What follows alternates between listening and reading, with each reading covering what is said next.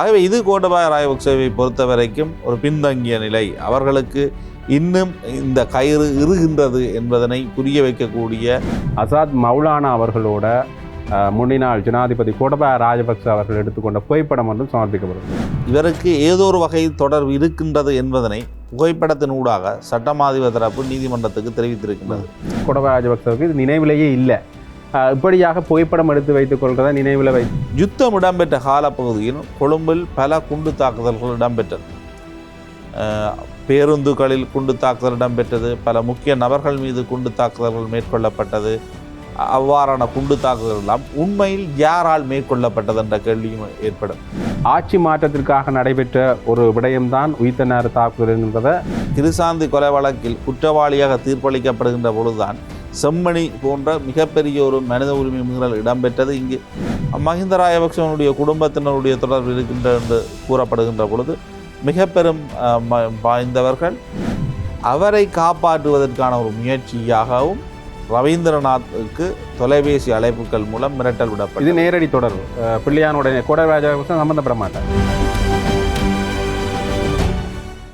ஸ்ரீ காளிமாதா ஜோதிடம் உலக புகழ்பெற்ற ஜோதிடர் பண்டித் மகாராஜா. காதல், கல்யாணம், உத்தியோகம், வியாபாரம், கல்வி, குழந்தை பாக்கியம் மற்றும் மந்திர சூனிய பிரச்சனைகளுக்கு நிரந்தர தீர்வு. வணக்கம். த ஒப்பீனியன். எந்த சமரசமும் இல்லாத 360 பாகையில் ஒரு நோக்கு.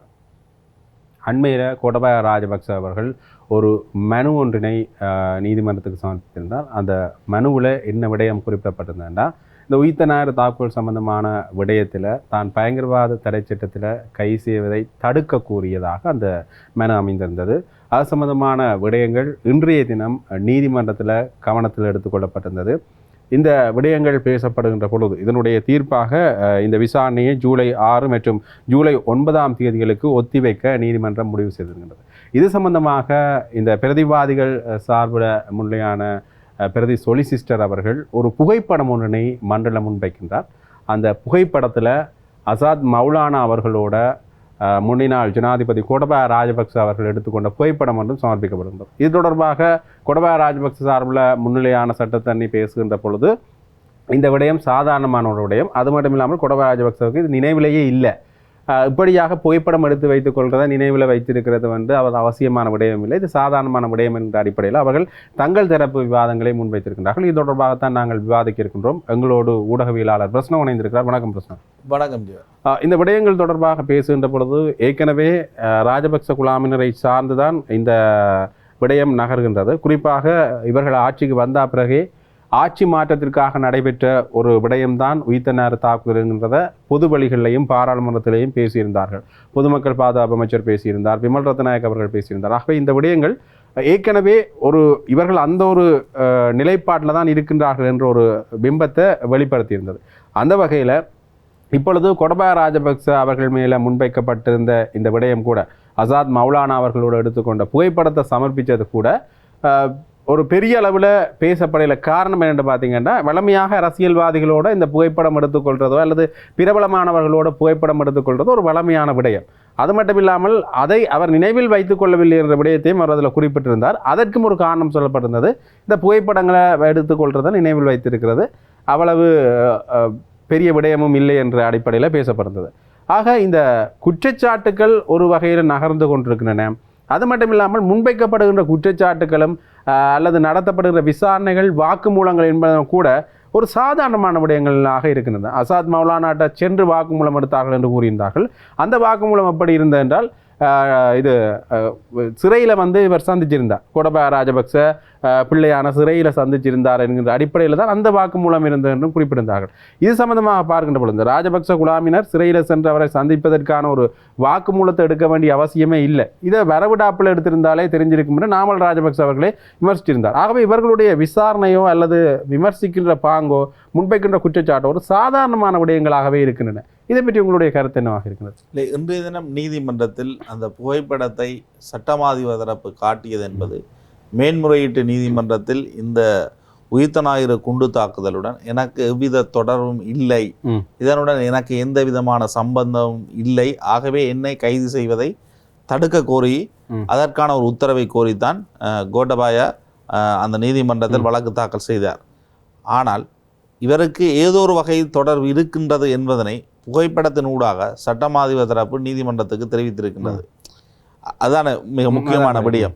ஆகவே இவருக்கு அவ்வாறான ஒரு தடை கிடைப்பதற்கு வாய்ப்பில்லை என்ற ரீதியில் தான் பார்க்க வேண்டியிருக்கின்றது. இல்லாட்டா அது தொடர்பில் தான் சட்டமாதிபர் தரப்பினுடைய மிகுதி வாதங்கள் எதிர்காலத்தில் அமையப் போகின்றது 6ஆம் 7ஆம் தேதிகளில்.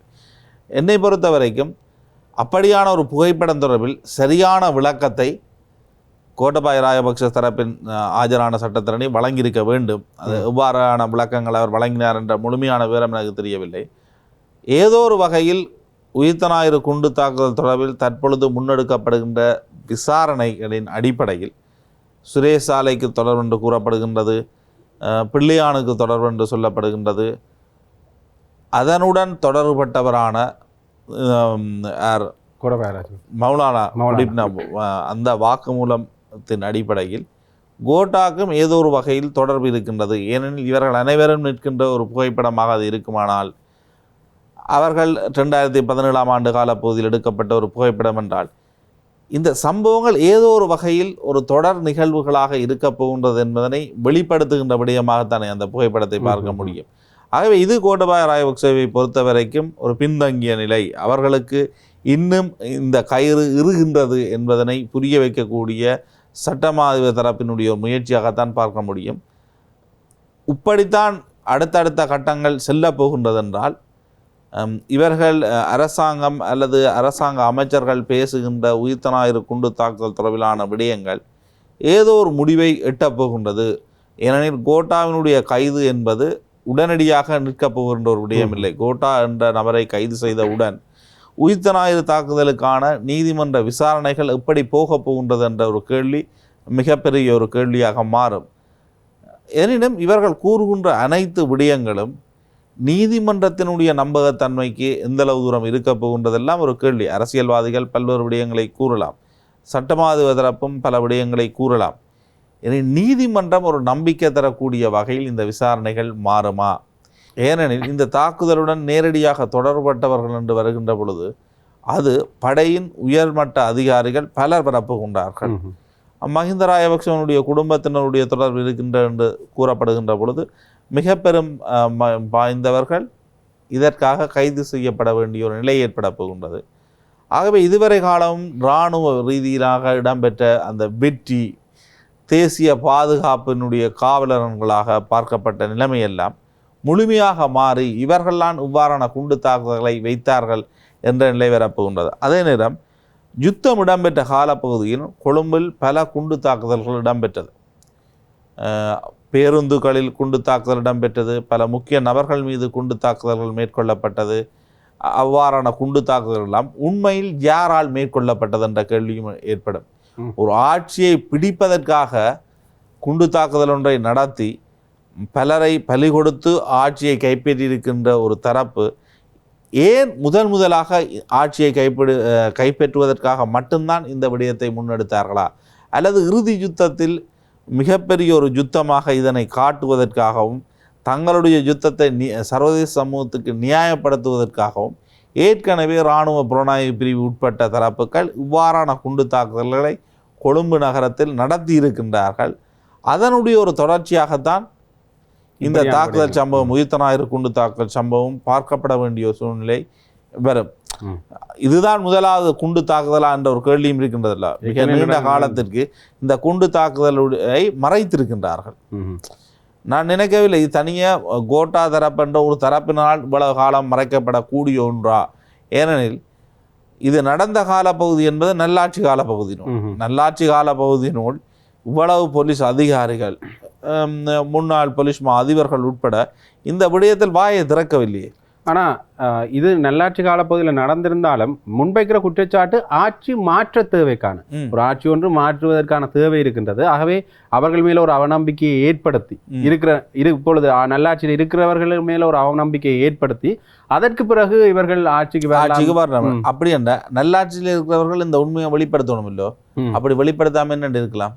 ஆனால் அந்த நேரத்திலேயும் கூட ரணில் இருந்திருக்க பிரதமராக அந்த நேரத்திலேயும் கூட இதனுடைய நகர்வுகளில் நம்பிக்கை இல்லை என்று தானே சொல்லியிருந்தார்கள். இப்போ தான் நம்பிக்கை இல்லைன்னு ஒரு தரப்பு சொல்லும், ஒரு தரப்பு சொல்லும் இல்லை நம்பிக்கையாக இருக்குண்டு. அந்த நேரத்தில் மல்கன் ரஞ்சித் கோட்டபாய ராஜபக்ச வெற்றியடைந்தால்தான் நீதியான விசாரணை நடக்கும் என்று சொன்ன தரப்பு இல்லோ. இப்போ கோட்டபாய ராஜபக்ச எதிரான விசாரணை சரியா போகணும்னு சொல்றார். நான் சொல்றேன்டா இப்படி ஒரு சூழ்நிலை இருக்கு. அடுத்த சர்வதேச ரீதியில் இருக்கின்ற வேறு விசாரணை செய்கின்ற அதிகாரிகள் வெளிநாட்டு தரப்பெல்லாம் விசாரணைகளை முன்னெடுத்ததாக கூறப்படுகின்றது. அவர்கள் கூட இந்த விடயத்தை முன்வைக்கவில்லை. கோட்டாவோ அல்லது அரசாங்கத்தின் முக்கிய தரப்பு தான் விசாரணைகளை முன்னெடுத்ததாக, அல்லது இந்திய அல்லது மேற்குலக ஊடகங்கள் கூட இவ்வாறான ஒரு புலனாய்வு அறிக்கையிடலை இதற்கு முன்னர் மேற்கொள்ளப்படவில்லையே என்ற ஒரு கேள்வி இருக்கிறது அல்லவா? உண்மையிலேயே இந்த விடயங்கள் ஒரு சரியான விசாரணை பாங்கில் முன்னரும் செல்லவில்லை. அதையும் ஏற்றுக்கொள்ளத்தான் முடியும். இது கோட்டபாய ராஜபக்ச காலத்திலேயோ இல்லது நல்லாட்சி காலப்பத்து பிறகு நீடித்தா பிறகு இந்த உயிர்த்தனார் தாக்குதல் நடந்தா பிறகு இந்த நல்லாட்சி நீடிக்கின்ற பொழுதோ இந்த விசாரணைகள் என்ற சரியான முறையில் நடைபெறவில்லை. அதே மாதிரி இப்பையும் விசாரணை நடைபெறவில்லை என்ற சரியான முறையில் இந்த விசாரணை போகவில்லை என்ற விமர்சனங்களும் முன்வைக்கப்பட்டு கொண்டிருக்கின்றன. இன்னொரு வகையில் இது சர்வதேச சக்திகளால் நடத்தப்பட்டிருக்கலாம். இல்லை, அதான் சர்வதேச சக்திகள் இந்த விடயத்தில் பல காலம் அமைதி காத்திருக்கின்றார்கள் என்றால், யுத்த காலத்தில் கொழும்பில் இடம்பெற்ற குண்டு தாக்குதல்களும் இதே போன்ற ஒரு விடயத்தில் தான் அணுகப்பட வேண்டும். அது நேரடியாக இந்த தரப்பு தான் அந்த குண்டு தாக்குதல்களை மேற்கொண்டார்கள் என்ற புரிதலுக்கு உடனடியாக வருவதில் சிக்கல் இருக்கின்றது. யுத்த காலத்தில் சர்வதேச சக்திகள் சம்பந்தப்பட்டிருக்கிறதால அவர்களுக்கான ஒரு தேவை ஒன்று இருந்திருக்கலாம் என்ற அடிப்படையில் பேசலாம். அதெல்லாம் இப்பவும் பேசாமல் இருக்கிறோம். ஏனென்றா இப்போ இந்த விசாரணை ஒரு கட்டத்தை அடைகின்ற பொழுது இதனுடன் தொடர்பட்டவர்கள் அந்த விடயங்களையும் வெளிப்படுத்துவார்கள் தானே. ஆகவே சோமரட்ன ராஜபக்ச கிருசாந்தி கொலை வழக்கில் குற்றவாளியாக தீர்ப்பளிக்கப்படுகின்ற பொழுதுதான் செம்மணி போன்ற மிகப்பெரிய ஒரு மனித உரிமை மீறல் இடம்பெற்றது. இங்கு பலர் புதைக்கப்பட்டிருக்கின்றார்கள் என்ற விடயத்தை கூறினார். சுரேஷ் சாலை உயிர்த்த ஞாயிறு குண்டு தாக்குதலுக்காக தண்டிக்கப்படுகின்ற ஒரு நிலைமை வருகின்ற பொழுது தன்னுடன் சுற்றியிருந்தவர்கள் பற்றிய அல்லது இதற்கு முன்னர் நடந்த பல்வேறு சம்பவங்கள் பற்றி வாய் திறக்காமல் இருப்பாரா? ஆகவே ஒரு சர்வதேச வளையம் ஒன்று இருக்க விரிய போகுதுன்னு சொல்றீங்களா இந்த விசாரணைகள் பின்னணியில்? இவர்கள் இதனை நடத்தி இருக்கின்றார்கள் என்ற ஒரு அடிப்படைக்கு வருகின்ற பொழுது தமிழ் மக்கள் மீதும் முஸ்லீம் மக்கள் மீதும் எந்தளவு தூரம் அரசாங்கமாக இணைந்து பல்வேறு இன அழிப்புகளையும் பல்வேறு கொடூரங்களையும் செய்தார்கள் என்பது தொடர்பிலான விடயங்களும் இதனுடன் சேர்த்து வெளிவரும். தனியாக இது உயிர்த்த ஞாயிறு தாக்குதல் பற்றிய மட்டுமான ஒரு விசாரணையாக இருக்க போவது கிடையாது. ஏனெனில் அரசாங்கத்தின் மிக உயர்மட்டம் இதனுடன் நேரடியாக தொடர்படுகின்றது. இராணுவ தரப்பிலும் மிக உயர்மட்டம்தான் இதனுடன் நேரடியாக தொடர்படுகின்றது. இது ஆட்சி மாற்றத்துக்காக செய்திருக்கின்றார்கள் என்று வைத்துக்கொண்டால் இதற்கு முன்னர் அரசாங்கத்தை காப்பாற்றுவதற்காக, அரசாங்கத்திற்கு ஒரு நல்ல பெயரை உருவாக்குவதற்காக, யுத்தத்தை சரியான வழியில் தான் அரசாங்கம் மேற்கொள்ளுகின்றது என்று சொல்வதற்காக, ஒரு சர்வதேச சமூகத்திடம் ஒரு நியாயத்தை கற்பிப்பதற்காக போன்ற பல்வேறு விடயங்களுக்காக இவர்கள் இதனை மேற்கொண்டிருப்பார்கள் அல்லவா? கிட்டத்தட்ட இந்த விடயங்கள் வருகின்ற பொழுது இன்னொரு பக்கத்தில் நாங்கள் இதை பார்க்கணுன்னு பார்த்தீங்கன்னா, பிள்ளையான் வேறொரு விடயத்தில் கைது செய்யப்பட்டவர் பேராசிரியர் ரவீந்திரநாத் அவர்களுடைய கடத்தி காணாமலாகப்பட்ட விடயம் தொடர்பாக. ஆனால் அதற்கு பிறகு பிள்ளையான் விடயத்தில் பெரிய அளவில் பேசப்பட்டது என்று பார்த்தீங்கன்னா, இந்த உயிர்த்த தாக்குதல் சம்பந்தமான விசாரணைகள் அவர்கிட்ட முன்வைக்கப்படுகின்றது. அவர் சில விஷயங்களை வெளிப்படுத்தி இருக்கின்றார் என்ற விடயத்தை இப்போ பொதுமக்கள் பாதுகாப்பு அமைச்சர் பேசியிருந்தார் பாராளுமன்றத்தில். இப்படி சில நகர்த்தல் பிள்ளையான் தொடர்பாக முதல் இருந்தது. ஆனால் என்ன விடயம் வெளிப்படுத்தினார் என்பதோ அல்லது அது தொடர்பான ஒரு விளக்கமான விடயங்களோ சாதாரண வழிகளில் வெளியிடப்படாத காணக்கூடிய மாதிரி இருந்தது. அது மட்டும் இல்லாமல் அவருடைய சட்டத்தண்ணி பேசுகின்ற பொழுதும் கூட என்ன விடயத்தை சொல்லியிருந்தாண்டா, எந்த ஒரு விடயத்தையும் உயிர்த்த தாக்குதல் சம்பந்தமான எந்த ஒரு வாக்குமூலத்தையோ விடயங்களையோ பிள்ளையானவர்கள் சொல்லல என்ற விஷயத்தை சொல்லியிருந்தார். இவர்கள் இந்த இதில் சம்பந்தப்பட்டிருக்க பிரதான நபர்களில் ஒருவர், இவர்கள் சந்தேக நபராக பெயரிடப்படுற ஒருவர் பிள்ளையார். அவர் ஏற்கனவே கைது செய்யப்பட்டும் இருக்கின்றார். அவருடைய கைதுன்றது நெடிய நாட்கள் தொடர்ந்து கொண்டிருக்கின்றது. ஏன் இன்னும் அந்த விசாரணைகள் தொடர்பாக பேசப்படவில்லை? உயிர்த்த ஞாயிறு தாக்குதல் சம்பந்தப்படைய உயிர்த்த ஞாயிறு தாக்குதல் தொடர்பில் பேசப்படவில்லை. ரவீந்திரநாத் கொலை வழக்கில் கூட கோட்டபாய ராஜபக்சவுக்கு நேரடி தொடர்பு இருக்கின்றது. அவர் பாதுகாப்பு செயலாளராக அந்த காலப்பகுதியில் இருந்தார். 15ஆம் தேதி ரவீந்திரநாத் கொழும்பிலிருந்து கடத்தப்படுகின்றார். 16ஆம் தேதி அவர் கிழக்கு மாகாணத்துக்கு சென்று பல்கலைக்கழகத்துக்கு செல்ல வேண்டும். அதற்கு அவருக்கு விசேட பாதுகாப்பு அளிக்க கூறி அமைச்சரவை தீர்மானம் ஒன்று எடுக்கப்பட்டிருந்தது அந்த காலப்பகுதியினுள். அதற்கு பாதுகாப்பு அமைச்சின் செயலாளராக இருந்த கோட்டபாய ராஜபக்ச 16ஆம் தேதி கையொப்பம் வைக்க வேண்டும். விசேட அதிரடி படைகளினுடைய பாதுகாப்புடன் ரவீந்திரநாத் கிழக்கு பல்கலைக்கழகத்துக்கு செல்ல போகின்றார். இப்படிப்பட்ட ஒரு நிலைமை ஏற்படுகின்ற பொழுதுதான் 15ஆம் தேதி அவர் கடத்தப்படுகின்றார். அவர் கடத்தப்பட்டதிலும் நேரடி தொடர்பு சுரேஷ் சாலைக்கு உண்டு என்று கூறப்படுகின்றது. சுரேஷ் சாலையின் கீழ் இயங்குகின்ற உறுப்பினர்கள்தான் அவரை கடத்தி கொண்டு சென்று பிள்ளையானுடன் ஒப்படைத்ததாகவும், பிள்ளையான் அந்த இடத்திலிருந்து கூட்டி சென்று தன்னுடைய சித்திரவதை முகாமில் வைத்திருந்து அவரை படுகொலை செய்து எரித்ததாகவும் கூறப்படுகின்றது. ஆகவே இந்த வழக்குகளுடன், அதாவது இந்த வழக்குகளுக்கு ஒரு பேட்டர்ன் இருக்கும் என தொடர்ச்சியாக இந்த வழக்குகளுடன் தொடர்பட்டவர்கள் பல்வேறு குற்றங்களில் ஈடுபட்டிருக்கின்றார்கள். ரவீந்திரநாத் கொலை வழக்கிலும் கோட்டாக்கும் சுரேஷ் சாலைக்கும் பிள்ளையானுக்கும் தொடர்புண்டு. உயிர்த்த ஞாயிறு குண்டு தாக்குதலிலும் இந்த 3 பேருக்கும் தொடர்புண்டு. இதுபோன்று பல்வேறு கடத்தல்கள் கொலைகளுடன் இவர்கள் 3 பேருக்கு நேரடி தொடர்பு உண்டு. அதன் அடிப்படையிலான ஒரு விசாரணைகள் முன்னெடுக்கப்படுவதற்கான வாய்ப்புகள் அதிகம். ஏனெனில் ரவீந்திரநாத் கொலை வழக்கில் பல்வேறு சம்பவங்கள் தொடர்பில் பலர் கைது செய்யப்பட்டு விட்டார்கள். ஆகவே ஒரு குறிப்பிட்ட காலத்தினுள் அது தொடர்பிலான அடுத்த கட்ட நடவடிக்கைக்கு செல்வதற்கு, அதாவது நீதிமன்ற நடைமுறைகளின் அடிப்படையில் செல்வதற்கு அரச தரப்பு தயாராகி வருவதாக தகவல்கள் தெரிவிக்கின்றது. எனினும் அப்படிப்பட்ட ஒரு விசாரணை அடுத்த கட்டத்தை நோக்கி நீதிமன்றத்துக்கு செல்வதற்கு இந்த அரசாங்கம் உறுதியான முடிவுகளை எடுக்குமா என்பது ஒரு கேள்விக்குறி. இன்னொரு வகையில் இந்த பிள்ளையானுடைய கைதுக்கு பிறகும் கூட இந்த ரவீந்திரநாத் கொலை வழக்கு சம்பந்தமான விடயத்தில் பிள்ளையானுக்கு கீழ்த்தரப்பில் இருந்தவர்கள்லாம் அடுத்தடுத்து கைது செய்யப்பட்டிருந்தார்கள். தொடர்ந்துமே இனிய பாரதியாக இருக்கட்டும், அவருடைய சாரதியாக இருக்கட்டும், இப்படி தொடர்ந்து இந்த கைது பட்டியல் என்றது பிள்ளையான கீழே இருந்த தலைகள்லாம் கைது செய்யப்பட்டிருக்கிறார்கள். சரி, கீழே இருந்த தலைகளை விசாரித்து மேலிடத்தில் கை வைக்கலாம் என்ற ஒரு நிலைப்பாடில் இது முன்னெடுக்கப்பட்டிருக்கலாம். ஆனால் ஒரு கால எல்லை அதிகமாகிக் கொண்டே செல்கின்றது. இன்னும் அந்த பெரிய தலைகள் கைது செய்யப்படவில்லை. ரவீந்திரநாத் கொலை வழக்கினுடைய மிகப்பெரிய தலை என்பது பிள்ளையான் தான். பிள்ளையான் இன்னும் ஒரு காரணம் கூறப்படுகின்றது. அதாவது கிழக்கு பல்கலைக்கழகத்தில் மோசடியும் ஒன்று இடம்பெற்றதாகவும், அந்த மோசடி அந்த நேரத்திலேயே 9-10 லட்சம் ரூபாய் பெறுமதியான மோசடி என்றும், அந்த மோசடியை மேற்கொண்டவர் பிள்ளையானுடைய ஒரு சொந்தக்காரர் என்றும், அவரை காப்பாற்றுவதற்கான ஒரு முயற்சியாகவும் ரவீந்திரநாத்துக்கு தொலைபேசி அழைப்புகள் மூலம் மிரட்டல் விடப்பட்டது. இது நேரடி தொடர்பு. பிள்ளையானுடைய கோடை ராஜபக்ச சம்பந்தப்பட மாட்டார். நான் குறிப்பிடுறேன், இது ஒரு சம்பவம். இந்த சம்பவத்துக்காக இவருக்கு மிரட்டல் விடப்பட்டிருக்கின்றது. அதே நேரம் கிழக்கு பல்கலைக்கழகத்தை பொறுத்த வரைக்கும் இவர் யாழ்ப்பாணத்திலிருந்து சென்ற ஒருவர். ஆக பிள்ளையான் தரப்புக்கு வடக்கு யாழ்ப்பாணத்துக்கு எதிரான பிரதேசவாதம் என்பதும் அங்கு ஒரு முதன்மையான விடயமாக பார்க்கப்பட்டிருக்கின்றது.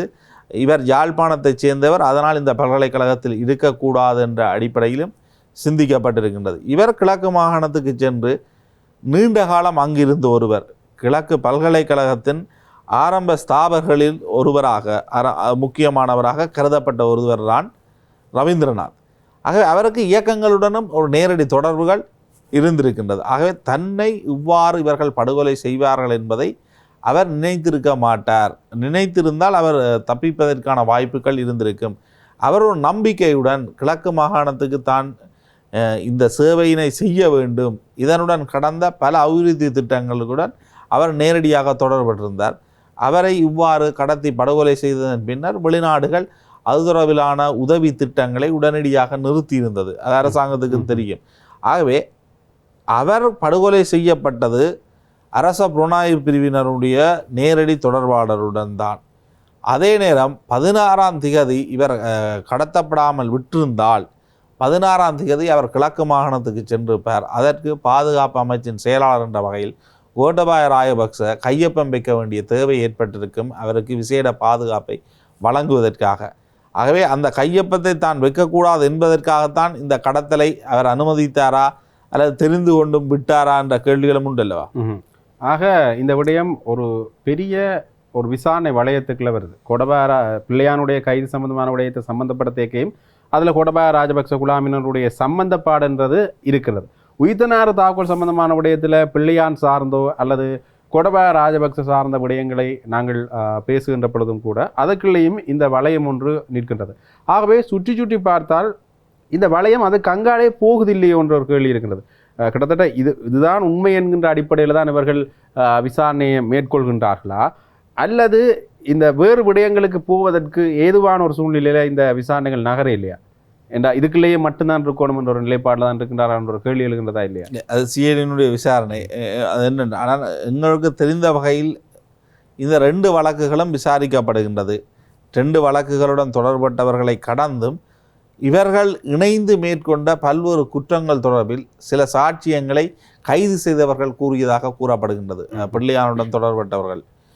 பிள்ளையான் கடந்த முறை மருத்துவ பரிசோதனைக்காக சென்றிருந்தார். அந்த நேரத்தில் தன்னை யாழ்ப்பாணத்தைச் சேர்ந்த ஒரு மருத்துவர் பரிசோதனை செய்யக்கூடாது என்றும் குறிப்பிட்டிருந்தார். அந்த அளவுக்கு அந்த பிரச்சனை சென்றிருந்தது. பிரதேசவாதத்தில் மிக முக்கியம். ஆனால் வெளிப்படையாக பேசுகின்ற பொழுது பிள்ளையான் குறிப்பிடுகின்ற ஒரு விடயம் தான் இல்லையா?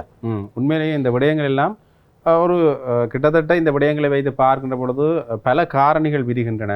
நிறைய விஷயங்கள் ஒரு ஒரு வட்டத்துக்குள்ள பேசுபொருளாகின்றது. உண்மையிலேயே பலருடைய கருத்தாக, கத்தோலிக்க திருச்சபையாக இருக்கட்டும் அல்லது பொதுமக்களாக இருக்கட்டும், பலருடைய கருத்தாகம் இருக்கிறதுன்னு பார்த்தீங்கன்னா, பிரதான சூத்திரதாரி யார் என்கின்ற விடயம் வெளிக்கொணரப்பட வேண்டும். என்றால் இந்த உயிர்த்தனார் தாக்குதல்ன்றது சாதாரண விடயம் அல்ல. பல மக்களை கொன்ற ஒரு பெரிய அளவிலான ஒரு தாக்குதல் சம்பவம். ஆகவே இதனுடைய பிரதான சூத்திரதாரி யார் என்றுதான் பலருடைய கேள்வியாகவும் இருக்கிறது. ஆகவே ஒரு காத்திரமான தலைப்போடு இவ்வளவு நேரம் விவாதித்திருக்கின்றோம். உங்களுடைய நேரத்தை பயந்து கொண்டமைக்கு நன்றி பிரச்சனை. நன்றி. தொடர்ந்தும் ஒரு காத்திரமான தலைப்போடு ஒப்பீனியன் நிகழ்ச்சியில் சந்திக்கின்றோம். நன்றி. ஸ்ரீ காளிமாதா ஜோதிடம் உலக புகழ்பெற்ற ஜோதிடர் பண்டித் மகாராஜா. காதல், கல்யாணம், உத்தியோகம், வியாபாரம், கல்வி, குழந்தை பாக்கியம் மற்றும் மந்திர சூனிய பிரச்சனைகளுக்கு நிரந்தர தீர்வு.